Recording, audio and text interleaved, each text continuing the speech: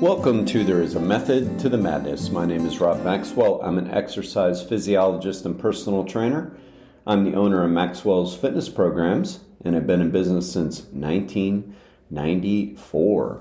The purpose of this podcast is to get to the real deal of what really works, and most importantly, why things work. Hence the name, There is a Method to the Madness. You know what I mean, people? In other words, there's a reason why we do the things that we do for physical exercise and fitness and the way we eat. There really is a reason. And if you follow the science, you will find it.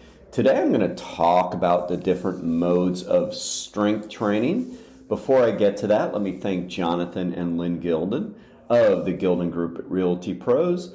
They are committed to providing the highest level of customer service in home sales. Why don't you give them a call and figure out what your home is worth? 386-451-2412.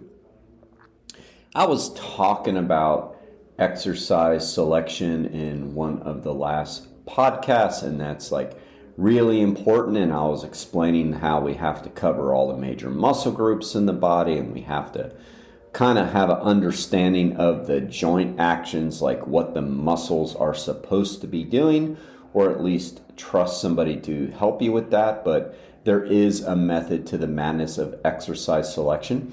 And there also is a method to the madness when it comes to the mode of resistance that you're trying to use. The modes are going to be free weights, such as barbells and dumbbells and kettlebells. And then there's going to be what we call selectorized machines. Those are the machines that have the weight stack attached to them. Then there's going to be body weight exercises, which are often thought of as calisthenics.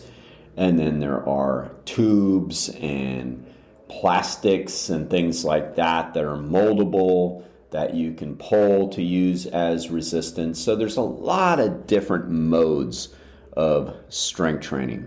And there is a method to the madness as far as which ones to pick. Now, little spoiler alert here, there is no best. There are pros and cons, and there might be best modes for you on certain exercises, but there are no best. So the scientific terminology for resistance training is DCER, and we used to call it isotonic training compared to isometric training. So isometric training is when there is contraction of a muscle without joint movement. So when you pause on an exercise, that's an isometric contraction, or when you hang from a bar, that is going to be an isometric contraction, things like that. Or when you do a plank, that's actually an isometric contraction. Isotonic means that there's contraction with joint movement. But, the powers that be decided isotonic was too easy of a term, so they came up with DCER, which stands for Dynamic Constant External Resistance. So basically what that means is that resistance is resistance. As long as it's dynamic, meaning that your joints are moving, the load is external, so comes from without the body, and there is resistance that remains constant, meaning that the resistance doesn't change as you move through the range of motion, which is true for isokinetic training. But I don't want to get too far in the weeds on that. But those are some of those machines, like Curves back in the day. Those types of places had isokinetic resistance, meaning as you started to feel sort of the resistance to struggle, the load would be reduced a little bit, which kind of is very counterintuitive as far as trying to gain strength. It's probably not the best mode, although it is better than doing absolutely nothing. But so when it comes to fitting that description of DCER or isotonic training, what that means is that really any mode of resistance can fill the bill. I mean, I've used everything over the years effectively. I've used some of the most expensive, fancy selectorized machines, and those would be Med-X machines, which are no longer in production, but they were the absolute best. They probably just priced themselves out of business because essentially their machines were over $10,000 a piece. So a leg extension would be about 10 grand. And that was 20 years ago. So now it would be double, right? So, I mean, they were top notch. What made them so expensive was all the engineering involved was perfectly matched. So all of the cam arms and all the levers and everything was perfectly matched to the strength curve of each muscle, which a lot of selectorized equipment is. But what made them special is they literally had zero friction built in because there were no guide rods. The load was packed into an airtight cam, so there was no guide rods that had to slide up and down, so there was zero friction, so they felt so good on the joints and you could use a lot of resistance. That's what made them so expensive. So I've used those effectively, and I have gone into people's kitchens as we were training at their house early on, and have used soup cans and vegetable cans for resistance, and also that was effective. I have remote clients now that don't have a lot of equipment at home. One of them is a physician, and when she finishes work, she goes into her little office because it's the best time of day for her to actually train is before she goes home because she's got 3 little ones at home. And she has, in one office, she has 2-pound dumbbells. In another office, she has 0. So we have to do a lot of effective body weight training for her resistance, and it works perfectly fine. And then, of course, here at my gym, I have pre-core equipment, I have some Nautilus equipment, I have Body Masters equipment, I have free weights, I have bands, I have everything, and I use a combination of everything here. So there is no best, all right? There are pros and cons. There's a method to the madness. So let's start with selectorized equipment. What makes it so good? Well, number one, it's very convenient. So if you're training a lot of people and you are doing a lot of, different exercises and stuff, it's very easy to go from one machine to the next without having to essentially trade out and change out a lot of equipment. So like one of Ellen's remote clients, for example, like all they have at home is a bar that they have to put plates on and off constantly. And I know she's saying, we would save probably 10 minutes in this workout if they would just at least get some dumbbells where they can pick them up and go, but they're constantly switching out the plates and everything. So that is a pro and con, right? You might think, so you take a little time to do it. But the biggest complaint that we hear in our world when we ask people, why don't you do it, strength train that is, they say, well, I don't have time. So if you're like adding time to a workout, then you're kind of like hurting your chances of sticking with it if that's how you think. And if there are smarter ways to do it, like don't be penny wise and, pound foolish, just like go get some equipment that's going to work, that's going to take your excuse away, essentially, right? So selectorized equipment is like ideal for that. All you have to do is set the pin and go. Now, that's not the only thing about it. A lot of people don't understand that there are cams built into the equipment. So Arthur Jones of Nautilus fame first perfected that back in the early 1970s. What he decided was, and he figured out, was that each muscle has its own strength curve built into it, meaning there's a point in the muscle, in the range of motion, where the muscle is the strongest, and there's a point where it's weakest per limb, per muscle.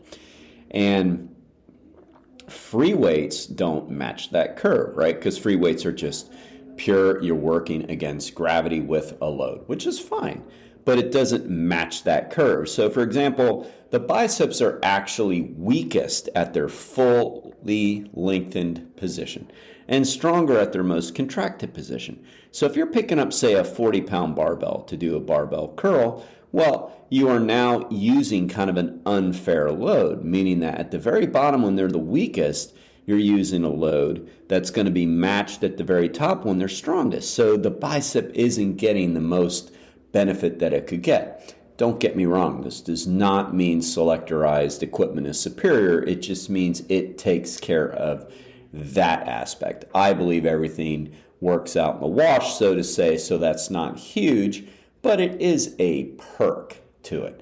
So selectorized equipment do have that going for them. Not all of them, like multilinear cable machines, like a multi-purpose cable machine, does not have a curve built in because there's so many different exercises you're going to do.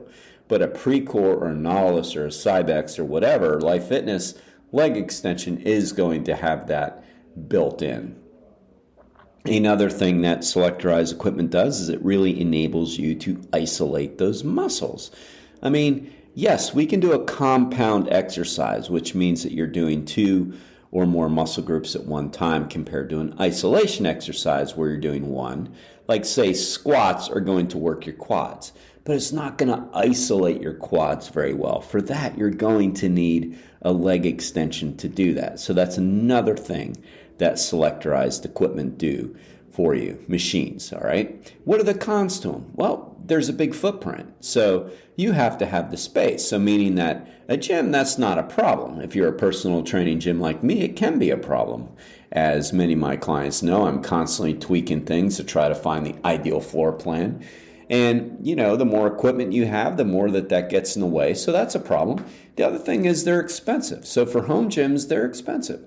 I mean, all these machines are going to be about $5,000 a piece. So if you want to fully equip your gym at home, I mean, that's a good 80 grand at least that you're going to pay to do that. So there is expense if you're thinking home gym. If you go to a gym, no big deal. Free weights are great because of their portability. I mean, they sound like they're heavy to move and everything, but let me tell you, they're a lot lighter to move around than moving around my 600-pound leg press machine, right? So they're a lot more portable, so you can move them around in different various areas. They are great because they are a pure, natural, consistent, objective load. So no matter where you go, and again, I mostly use dumbbells for free weights, so let's just use those as an example, So if you're using 35-pound dumbbells at your local gym and you go on vacation, they're going to be the same load. That's great. That keeps everything nice and consistent. Whereas if you're using, say, a leg extension that's a Precor at my gym, but you go on a cruise and they have Life Fitness, you can't compare apples to apples. You don't know if that 50 pounds is really the same because so much of the equipment comes down to engineering. So you just don't know, right? So there's that. There's a consistency to them. Plus, it's just resistance. I mean, it works. It's simple. I mean, I love dumbbells for that reason. Typically, when I travel, that's what I mostly use, because I can just kind of stay in one area of the gym and do everything that I need to do. So personally, I love dumbbells. Another great thing about dumbbells, especially when we're talking free weights, is the fact that you can work isolaterally. So you really can work one side at a time. If you have a deficiency from your right arm to your left arm, that's a huge perk. They allow for great range of motion. So that's a perk. A downside to free weights, there's a greater learning curve.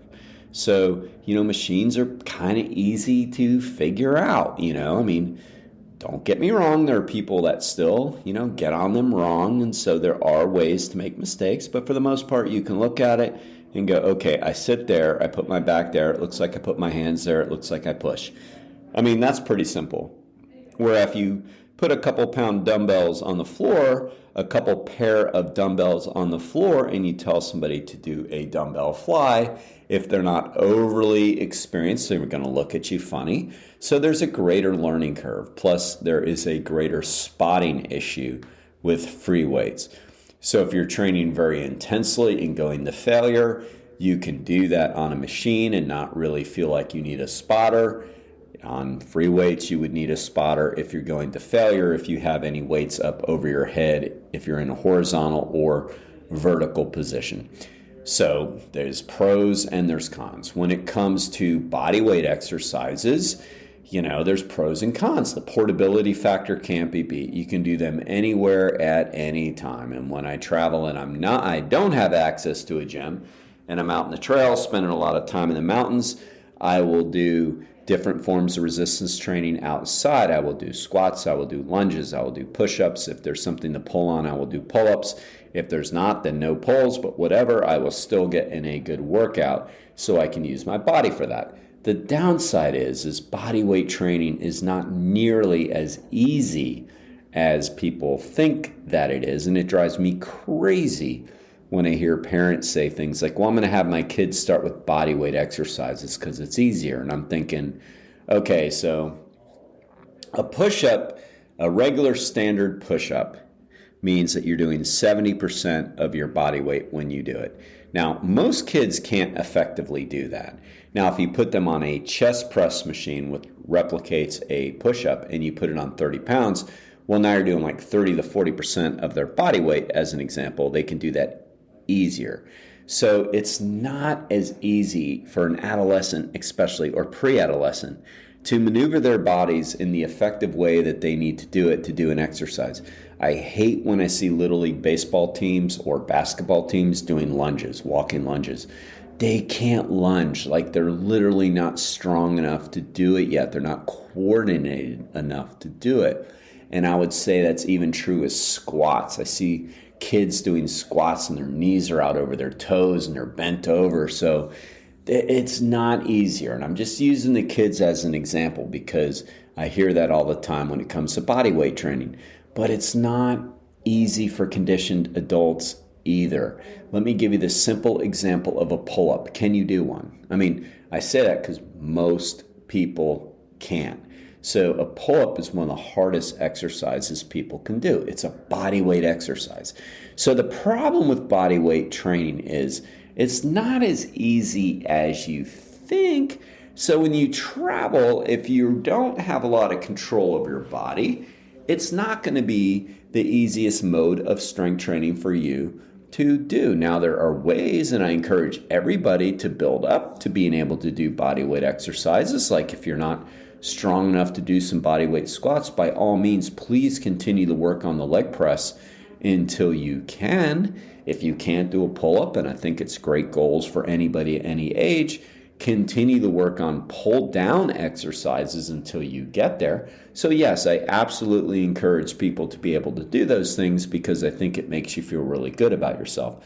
At the same time, you have to understand that it is a hard mode to do a full body workout with. Now, can you do modified squats? Absolutely. Crunches? Yes. Of course, there are body weight exercises that are easier to do. But the point is to get in a full workout where you're working all the muscle groups, you really have to have a strength level, a strength baseline to be able to do it. And that really goes with the bands and the elastics and the tubing and all that too. It's like, it's great to take with you to travel with. It is a form of resistance. It's got its place in physical therapy for sure. But one of the problems with it is the resistance eventually runs out. It's extremely portable. You can take those bands wherever you go, and if you're able to do body weight exercises, they can kind of assist you and give you a little more resistance in certain areas. But the resistance runs out, meaning that eventually you're going to have to continue to go up and up and up on your tubing, which is usually shown in color systems. And eventually you're going to get to a point where you're not really using more load. You can do more repetitions, and I think it's great for maintenance, as I said, and I think it is great for physical therapy. But I think eventually you will need something a little bit more than resistance bands on a regular basis for your strength training. All right? So there is no best. There is a collection of many, many tools in your toolbox to use to pull out and say, oh, I can do this. And there are certain modes that are going to be best for you on certain exercises. Like there are free weight exercises I prefer. Just speaking for myself, like I love a goblet squat. I still like a leg press as well. I like a dumbbell fly.